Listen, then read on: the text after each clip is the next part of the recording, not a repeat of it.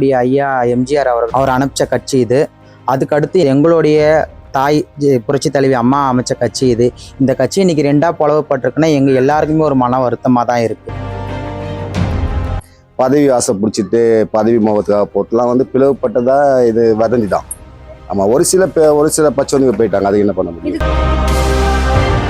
அதே மாதிரி எடப்பாடி வந்தாரு, எடப்பாடி கொஞ்ச நாள் இருந்தாரு, அதுக்கப்புறம் அவரும் போய் சேர்ந்தாரு. அமைச்சர் பதவிக்கு ஆசைப்பட்டு போனாங்க, அங்கேயும் அமைச்சர் பதவி தரல. இங்கேயும் நாங்க ஏடிஎம்கேலையும் எதுவும் கிடையாது, நடுத்தெருல தான் நிக்கணும். நான் ரொம்ப கஷ்டப்படுறேம்மா. எடப்பாடியார் எவ்வளோ கஷ்டப்பட்டாரு, எவ்வளோ வேதனைப்பட்டு இந்த மழையிலையும் காற்றுலையும் இந்த வெயிலையும் அவர் கஷ்டப்பட்டு பாடுபட்டு அந்த கட்சிக்காக உழைச்சி இந்த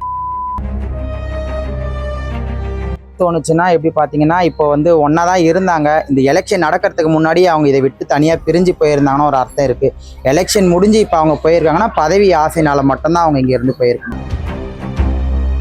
இப்போ தாவேக்கா என்பது அந்தரங்கத்தில் தூங்குற ஆட்சி தான் இது. இந்த பக்கம் பார்த்தீங்கன்னா திமுக அங்க வைக்கிற கூட்டணி கட்சி வாலண்டரியா திமுகவுடைய வழிகாட்டல் தான் வந்திருக்காங்க. நாளைக்கு இவங்க எதை வேணா எந்த நிமிஷமும் கவுத்துட்டு போய்கிட்டே இருப்பாங்க. லீமா ரோஸோடைய மரும்புள்ள ஆதவ அர்ஜுன் இவங்க ஸ்கெட்ச் போட்டு பிளான் பண்ணி தான் பண்ணியிருக்காங்க.